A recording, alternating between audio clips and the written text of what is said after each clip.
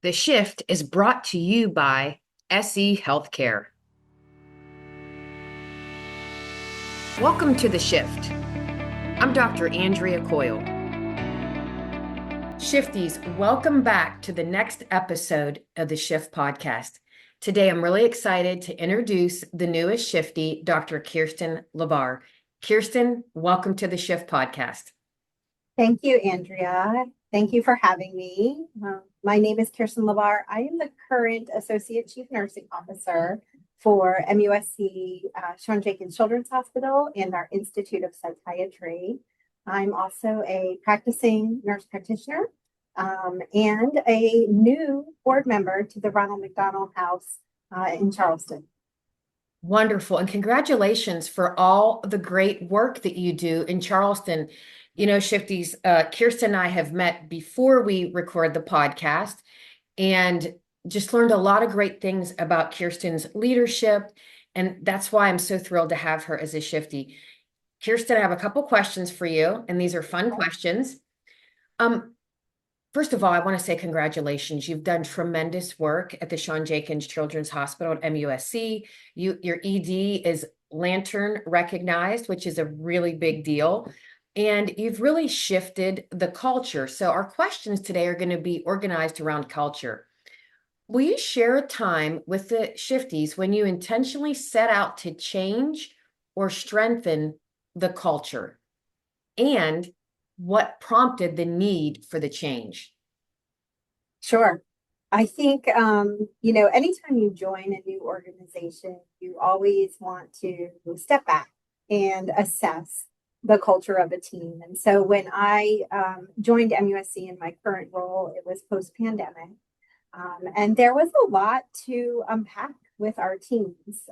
So really intentional about getting out and getting to know all of our teams, both nursing, physician, and all of the other support groups that really impact patient care. And from there, really saw a great opportunity.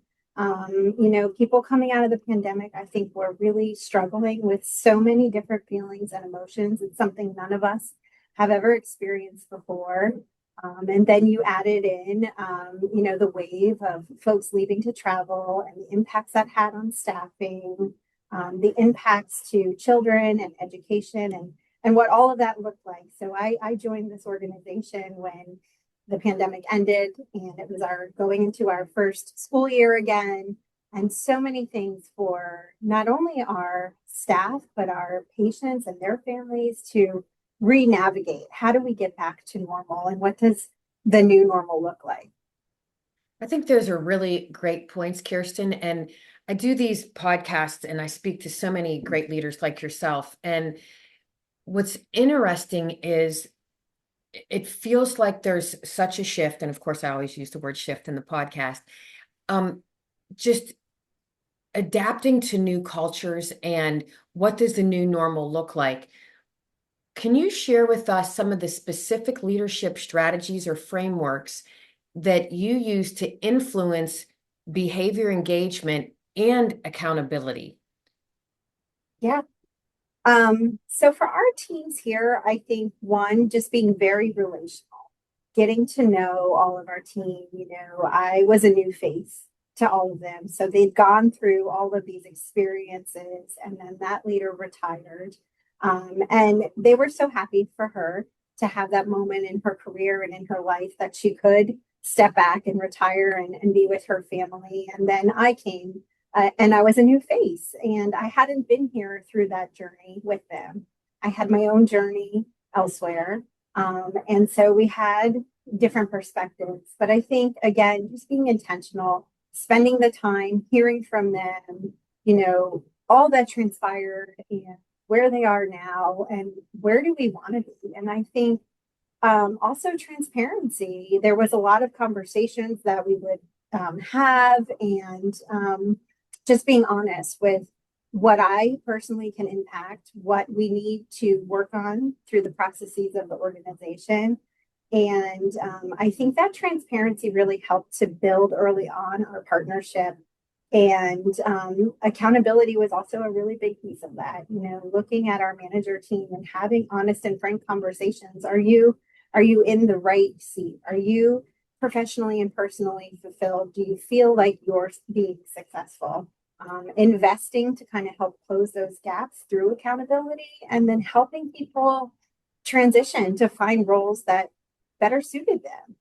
And I know we shared before this conversation that many of those team members that did choose a different path still work with me every single day on my teams, but they're in roles that their skill set really shines, and they are happy and healthy and thriving. And that all of that together has really shifted the culture within our teams, within our unit, and ultimately our organization. And that translates to better patient care and better outcomes. And that was going to be my next question, Kiersten. As a leader, when you step in and you're trying to get to know the people that you're leading, and they're trying to get to know you, a lot happens. And it's about creating these meaningful connections, really leveraging some of the principles of the AACN's healthy work environment, which authentic leadership, and you mentioned many of those as we're discussing this. How did you know that the culture shifted? And you mentioned the outcome. So I know that you said you don't like to brag, but I'm going to brag for you if you don't. Just share with the shifties some of the great results and what you've seen as a result of a shift in the culture. Sure.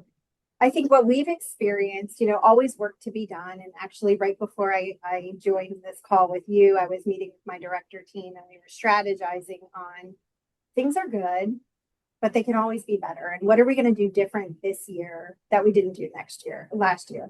And so I think what has stood out to me is one, just the culture on the units. When I would walk on a unit when I first got here, some people would engage, some people wouldn't. If they would engage, sometimes the comments were not where I would want them to be, or the feedback, or even the tone. And now, if I miss a day of rounding because I have a lot of meetings or something offsite, the nurses seek me out. They say, well, where were you? I didn't see you. Or we missed Wednesday rounds. Every Wednesday I go around the unit with our physician leader, and we give candy and we just talk. There's no agenda. It's really just how are things going and what can I help with? And I think them having that relationship with me and giving me that feedback when they don't see me for some time, and then I'll share with them why, oh, I've been at the desk, it's budget season, or whatever the case may be, really showed me that the culture was starting to shift. And now we see units submitting applications for awards and recognition. We see turnover reducing. We only have 4 open positions in our children's and women's hospital. I know. Amazing. That is amazing. That is so amazing. And so to see all of that happen and our quality outcomes, yeah, we have a couple areas that we're still challenged by, but when you look at it from where we were to where we are, they're all significantly improving. So it's only up from here. And we're really excited about the future. A couple of things that you said, Kiersten, that I really think is powerful for leaders. It's, language is part of the culture. And I heard you say, what can we do different? You just said that with your directors. And I think it's so powerful versus what could we do better? It's not what can we do better, because every nurse is really trying their best every single day. What Absolutely. can we do different? And I think, and I'm just going to be transparent with all the shifties listening. You and I met about a month and a half ago. I came down and we met in your office, had a really great discussion, and I could feel and I could hear the difference in the culture. And, it's behaviors, it's language, it's values. It was actually what the whole building looked like. And, obviously, you don't want me to brag on you, but I'm going to brag. That comes from the leader, and that comes from the intentionality that you have. When you round with people, you authentically listen so that there's psychological safety. That's the behavior. That's all part of the culture. And so I'm just going to say congratulations to you, your leadership team. And it was so palpable and recognizable when I walked in the door. So job well done. I just want to say that.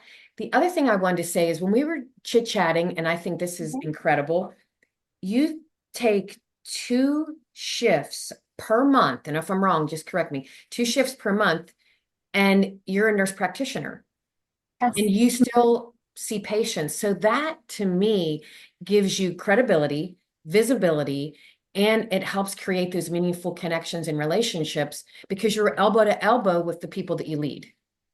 Yeah, absolutely. Yes, I am still practicing as a nurse practitioner, 2, sometimes 3 times a month. And they're honestly some of my best days. When things were rough, I partnered with nurses who often were floated to the inpatient unit where I practice as a nurse practitioner. And we would have a lot of really great conversations. One of them shared a really critical patient with me one shift, and she was so phenomenal elevating her concerns. And ultimately, at the end of the shift, we ended up intubating her patient and doing all of these things. But she went back and told her team.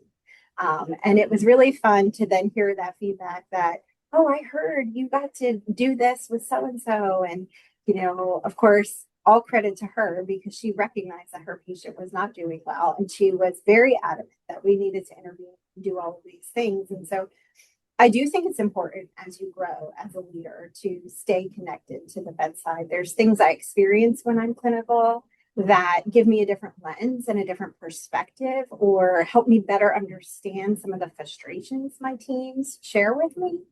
And so I've been very fortunate that I've been able to keep that piece of me and something I work really hard to get really good at as I've grown. And I'm very thankful. I'm very appreciative of Yeah, I loved when you shared that. And the interesting thing is, after you and I spoke with 2 other nurse leaders, a CNE up in Maine and a faculty member in Delaware. And it was interesting. You had mentioned that. And then these 2 leaders also said how valuable they think it is when leaders still continue to get in the clinical care delivery environment. So kudos to you. Great that. work. The other thing I wanted to really manage up, just observation, because we both worked in the same hospital, is first of all, your humility. As a leader, you're incredibly humble and you always give recognition to your team. And I know that there's a nurse director that I know that has done great stuff. I'm just going to throw out her name and recognize her, Natalie Ball. She's Mhm. stepped into a director role, and it is so evident that she has developed so nicely. I'm sure a lot of that comes from your coaching and developing. And she is the director over the unit that received the Lantern Award, Mhm. which speaks to both y'all's commitment to leadership, nurse excellence, and it really speaks to her being willing to take leadership and take coaching, and it speaks to you as a great developer and great coach. It's just these are the things that get me really excited, Kiersten. And Yeah. for nurses that are and nurse leaders that are listening to us today, um, if they're trying to improve their culture, what are two of the most powerful learning experiences that you could share with them that could help them shift their culture? I think take the time to spend the time. I think, it's really important to understand what is driving your culture, who is driving your culture. And there's really no way to learn that unless you invest on being out and in the unit, being elbow to elbow with the team. Um, and I also think accountability, I always mention Brene Brown. She says clear is kind. And I truly live by that. I think none of us can get better. None of us can do the things that we set out to do or want to do unless we are clear, both with ourselves and with our teams. And sure, sometimes that clarity is uncomfortable. Sometimes it hurts a little bit. But I think as long as it's all coming from a good place, a place of caring and wanting the best for both your teams and your patients, you can always work through it. And my leadership team will tell you I'm very clear. I definitely believe in accountability, and sometimes those conversations are not fun, right? They don't feel good, but usually you only have that conversation once. and things change. And I think that would be the advice that I would give folks in a similar leadership position. I think it's great advice. And I think sometimes, nobody wants to be uncomfortable, but some of the best moments in my career where I learned the most from some of my great mentors is they were courageous enough to make me feel, they didn't make me feel uncomfortable. I'm not saying that, Kiersten, but what I'm saying is it was an uncomfortable situation where I wanted to do better and I wanted to recognize it and own it. And I just think leaders, mentors that are able to take the time and deliver the gift of a courageous conversation is incredibly powerful, because great leaders, they really want their team to do well. Absolutely. Yes, yeah. Absolutely. And you want to see your team members grow, whether that's with you or outside of you at times. I've had the opportunity to lead many different teams in my career, and it is so fun watching those teams continue to flourish, even though I'm no longer a part of them, and knowing that I had the opportunity to help grow the folks who are now leading those teams. And leadership is an honor. It's a privilege. And I think waking up every day and thinking, how can you grow people? How can you support people? And always having our patients and their families at the center of it. It's been an amazing joy, an amazing ride thus far. And I can't wait to see what's next. I can't wait to see what's next. So I'm going to ask you, what do you think is next? Yeah. For you. Yeah. Continuing to grow and continuing to evolve and hone in on my leadership capabilities and abilities, and continuing to foster my team and see them grow. That's what brings me joy every day, is watching my team succeed. You mentioned Natalie, and I have many other directors who I now have the opportunity to support, and they're all doing amazing things. One of them recently was recognized as a top leader across the country in psychiatry. What an amazing honor and privilege to get to partner with her. She has such wonderful perspectives on things. I call her often and I say, let me run something by you. What are your thoughts? Just because I lead them doesn't mean that they don't have valuable perspectives, and they really do. And I lean on them. That's what we were doing before, is strategizing, what do we do different, and hearing from different perspectives in that room, what they think we should do and how we can move forward. So I'm just going to summarize a couple things I heard, because this is really powerful. When you mentioned that you lean on your director of behavioral health, which I know who that person is, and she is fabulous. I'm just going to say her name and recognize her, is Lynette Morris. She's a rock star. That is one of the guiding principles of a high reliability organization, is that you defer to the expert. It's also one of the principles of a nurse excellence magnet hospital, where you defer to the expert. And I think those are some of the leadership strategies that really shift a culture, because the leader can't own everything. The leader's never going to be the expert. The other thing that I recognize just in our discussion and what I heard you say is humble inquiry. You do a great job of asking the most appropriate questions at the most appropriate time, and you also exercise humility and vulnerability. And these are some of the frameworks and strategies that I've seen and heard be incredibly successful as one tries to shift a culture.